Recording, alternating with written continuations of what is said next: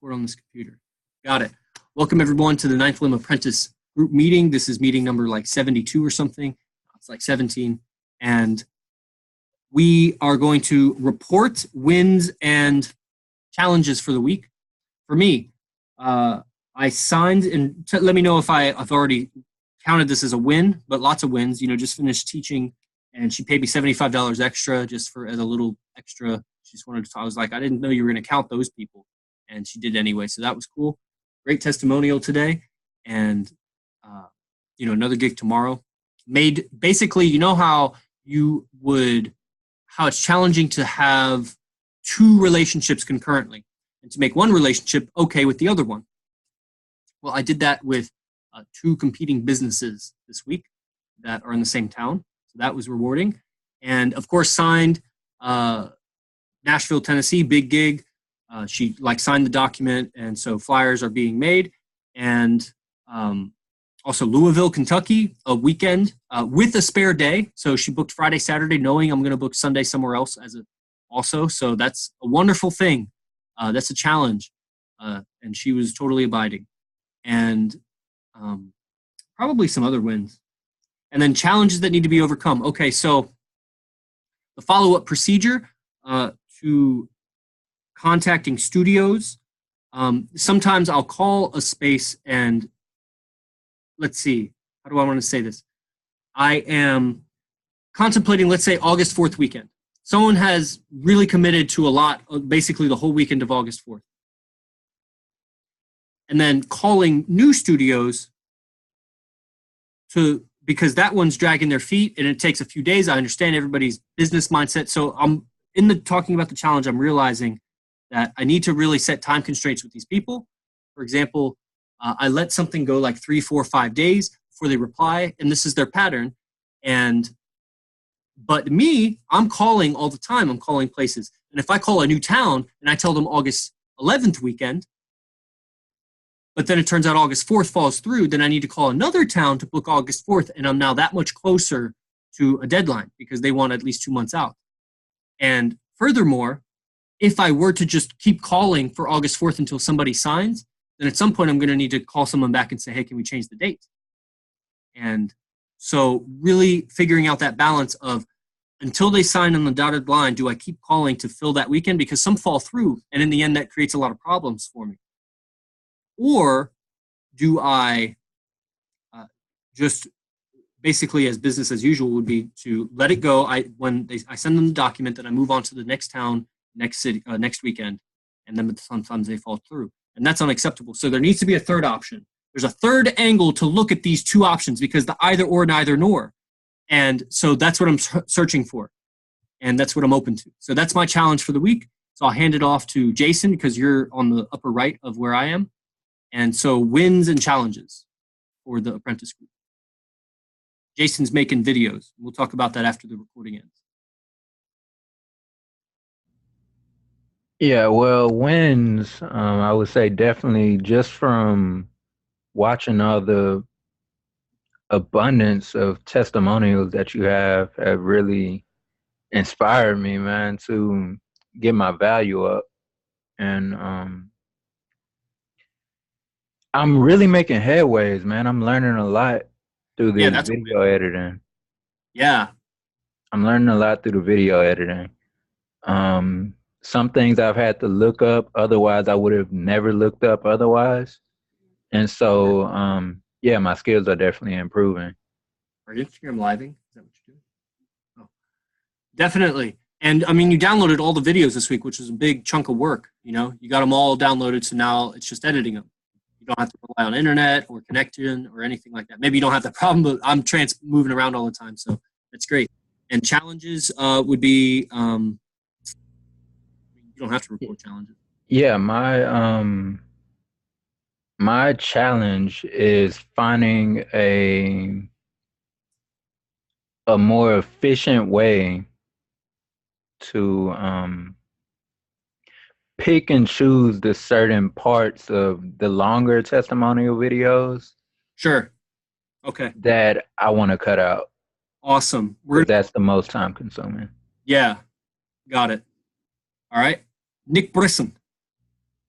I see. Yeah, we'll answer questions in Q&A. So if you got anything, wins a child, you did an hour and a half of research this week. Anything? Yeah, you want me to give my wins and losses for the week, or you want me to hold off on that? Please. Yeah, please. Wins and losses. Oh, This way does everybody knows what everybody's doing. Sure. Does it have to be group specific to what we've done for the Apprentice group, or just in general? I'd like a check-in, a report of the Apprentice group, and then in general, we can do the general after for sure. Sure. I mean, for the Apprentice group, it seems to be business as usual. I covered Boulder and Fort Collins, and I really like doing what I've noticed is usually the numbers that have been copied and pasted the first, I don't know, 10 or so, I would say, because Google is so smart, and this is something pretty interesting, is that they are usually the highest quality studios in that city. And that's what I really enjoy researching, are those bigger studios, the ones that have the most classes, because I feel like I'm making the most impact. That's true. Okay. Just me personally. Yeah. I feel like if you're asking for classes that are over 20, I feel like it meets your criteria, and I feel like in some way I'm actually contributing to you getting some sort of job. Whether or not that's true, I'm not really sure. Your research is very good. It's harder to see your impact when you're just doing the copying and pasting in numbers. As important as that is, that's just me personally. I maybe am a little more sensitive than other people to those types of jobs. And especially in the beginning, like for Colorado, it was copy paste all the numbers. That was before I raised the standard that they got to have Google reviews. Right. Yeah. The list is shorter if it were done this way now. And yeah, no, exactly. And so usually the first ones that come up when you search yoga studio in Google are going to be the ones with the most reviews, the ones that have the best websites, and who are actually bringing in people to their studios. So giving me a great idea. Yeah, it's any challenges? I guess just like really trying to differentiate and knowing which ones are the studios that convert. Like, because sometimes I'll get studios that can what? It blurred out. That can what? Oh, that convert. So the ones that you actually book, knowing which ones of those are the ones, because I feel like do that too. Then I wouldn't need to call so many. Right. If there was some sort of pattern, or if I don't know, maybe if we had. Maybe a little more feed. I mean, I've missed some of the meetings, so it's partially on me. But I don't know if you've given back to us like which ones have actually booked, and if there's been, other than the only thing I know about the studios that you actually book, are there typically over 25 classes. So as far as criteria, it's that's all I'm looking for. That's all I really know. I understand. Yeah. Right. So and that's fine. Like, that is actually eliminates a hell of a lot of studios, because there's usually only a handful in any city that are over 25 classes per week. So, but yeah, if there was any additional information that really helped you, or anything that like separated the ones that convert from the ones that don't, I love that you're talking about that would always be a helpful thing. Yeah. And what's so great is the enticement of, like, you just brought up a subject. I am going to, when I click off on the recording, I'm going to tell you new insights about the kind of studios that book. And we're going to raise the standards again. And that's not cool. Recording, because everybody who is a yoga teacher or is interested in learning how to travel as a business, and they don't want to wait until they're 55 years old, world famous, and have plopped down and made a family, and they're really tied down, and they don't have sales and communication skills. They want to do it now while they're young and vigorous. Then, I don't know if that's the right use of that word. While they have vigor is what I meant to say. They're going to want to be part of the Apprentice group to know what I know. Because I've called 800 studios. I've looked at the research of 1,500 studios. And that's about 10 to 12% of the viable yoga business in the contiguous United States. That's pretty good for one guy. And, well, there's 6 apprentices here. And then a couple maybe more that can't show up, like Anne-Marie. Thank you, Nick. I'm going to talk about that. Alex, we'll go with Alex. If you can unmute. Yeah, there you are. Hey, challenges? How's it going, Chris? Very good. I just saw lots of lightning and thunder by the beach at Bayport with Angie. And yeah, it was great. There was fish jumping straight vertical out of the water. And I had some analogies about meditation. Learned a lot on the drive. And so did I. Thanks to a new guy I'm studying. His name is Reverend Lee Peterson. I think, Jason, you'd really like Reverend Jesse Lee Peterson. He's quite a man. Quite a man. I like that guy. So what's up with you, Alex? What's some wins and challenges for the week? Well, in general, I mean, just as usual, it's pretty basic. I'm just doing the copy and paste work. So as far as copied a lot, getting it down, like I can fly through that stuff on the list pretty darn quick, and just by eyeballing, I can tell, this has a review and not. But sure. As far as challenge, I was gonna say similar to what Nick says is right. I'm thinking as I'm going through, okay, like I'm gonna try and get like basically all these down or most of these that have reviews, even like initially if it's not like a yoga studio, and then trying to go back through and then like filtering it out and being like, okay, like this one he's gonna use and this one's not gonna because it's more like Pilates and sure. And that's interesting. I just got my first booking with a yoga bar studio. So they teach bar there also, which is a kind of fitness like Pilates. And so we'll see how that goes. And you're right. So from the even onset, from step one, who to exclude from research, it's very interesting. And so, yeah, thanks, Alex. Yeah, well, because what I noticed is like also like what Nick was saying, you have the more like concrete foundational ones that are usually listed right off the bat. And then as you go through and you get towards the bottom of the pages, it starts going to the gray areas where you're just like, okay, is this what we want? Or is it going to have something that maybe later could fulfill what you're looking for? But maybe right now it's not. Totally. I'm going to have Angie get her computer out and look at something from what you're saying right now. I want to know my biggest bookings. I'll tell her my biggest 4 bookings, and I want to know where in the search order they arrive if we search that town yoga. And so in a few minutes, we're going to have the information on that. And if it's worth going to page 2, 3, 4, or if they're just top 3, because shit, guys, if we just scour all the major cities for the top 3, 4, 5, I'll just call them.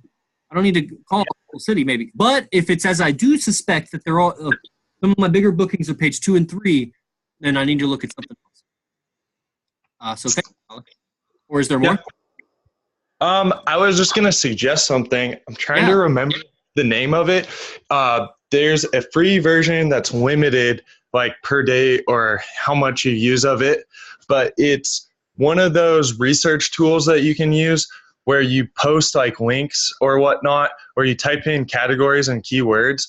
And like a lot of guys, and I think SEO would use it, but essentially it breaks down like okay, 1 second. I want to get that in the open part, the Q&A, because that's some technical stuff that I don't really understand right now.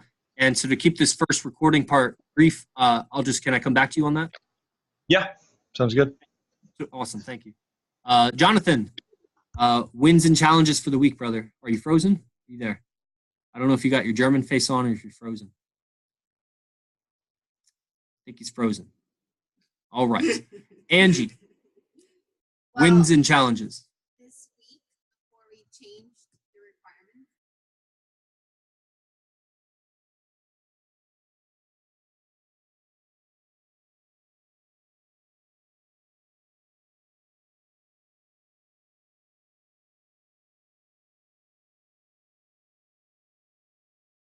I muted myself so we didn't echo.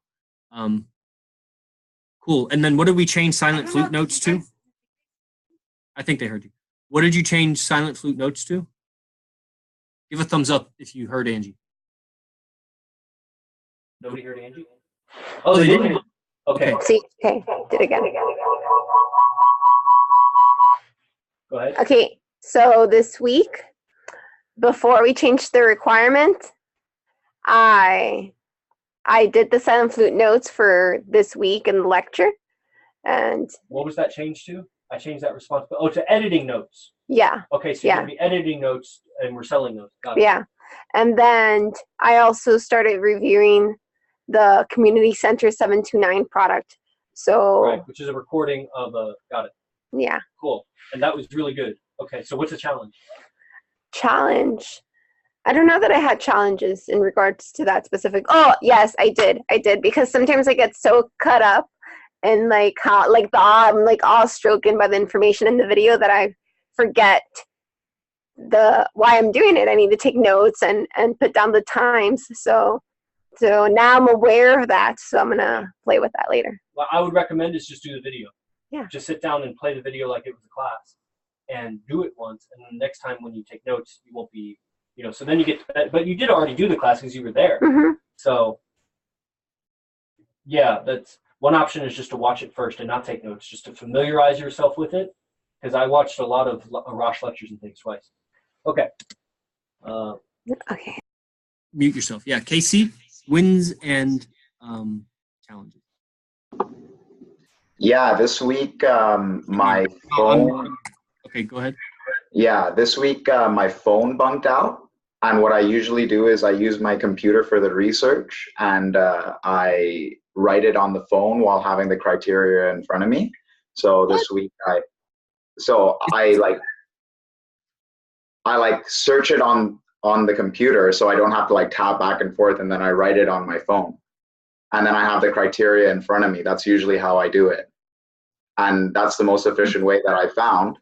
And so this week I just had to do it solely on my computer, so I was tabbing back and forth, and it was a little bit challenging, especially because I was doing Colorado and I had a little bit further down the list. So like the websites were super difficult to navigate, and I couldn't really find good data. And I really wanted to make sure that they weren't big studios, because you never know with those like littler studios, right? They might have enough student body and like appreciate somebody to come in like yourself, right? So I wanted to make sure. So there was a lot of UNQs, but really hard to navigate as I got to my lower end of my list. So. Yeah, possibly a lot of Colorado could be deleted.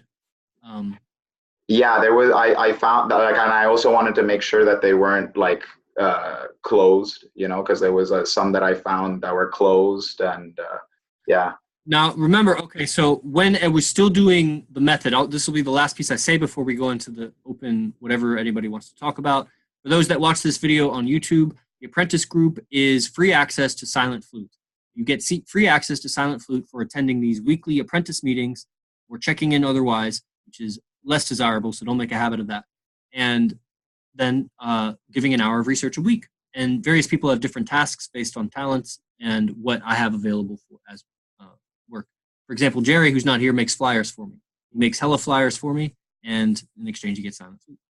So on that is when we did the list like that, which was just copy paste every number regardless of Google review, then with the exception of a few studios that were just unqualified, like Core Power or something, because you can't get a hold of them. Every number in the country, they have a unique local number. Every single time, probably 15 different studios I've called, they all go straight to the Denver office. You get a voicemail. They've never called me back. I've left many messages. So, what am I going to do? I need to meet somebody, which was what brings me to you, Casey, as you were stimulating in me. I need more. It would behoove me to get more referrals directly from the studio owners. I'm not asking for enough referrals enough times. I need to be asking at least 3 times, and I ask, I think, 0 most of the time, maybe once. That's, and then, but when we did that list for Colorado, just copy paste all, there was 3 steps to research. 1 was copy paste. 2 was simply look for CPW, how many class per week. And then the 3rd was those that had qualified CPW, go into those. Now it's only Google reviewed sites. So most of them are to be expected that they have at least 10 C per W, and that's worth just noting what kind of classes they are, because I'll call them when I go to the city. And so I'm about to raise the standards and get rid of that even too. It's the combination of everybody's advice and things, except Jason, he's doing video, and Angie. So you other 4. And so when you're doing research on Colorado, really just think, I would think, because so you don't, it's hard to change up gears to not know if you're just going to be looking for classes per week versus if you're going to be researching the website. So I would just go through the whole list and just look at all the class per week and just, that's your job. Like, don't research any, just go in and class per week, until the whole list is class per week. And then we know if they're unqualified. You don't have to have that kind of blue balls going into a website thinking you're going to research it and it turns out to be unqualified. Then you go on to the next one. Maybe that's not the best analogy, but that's what it kind of feels like, going into it thinking this is going to be a good one, and then it's a terrible one, and the next one's terrible, next one, and you get discouraged, and then you find one good one. Instead of that, you just know it's good because all the class per weeks have been done. And those people who did class per weeks didn't overinvest thinking they're going to research the site because their job is just class per week. And then the next person to go in would research those better ones. And that's just a tough thing to do with Colorado because that was before I changed the methods. And it's kind of the way it is where we're encountering old methods as we as we progress. There's a lag between innovation and implementation. And so a reduction of that's a cool variable to look at. So, all right, thank you, everybody. I took a little bit of notes. I'd love to talk on some of these things. I'll check back in with Alex. And if you're interested in the Apprentice group and you're on my YouTube, then send me a message.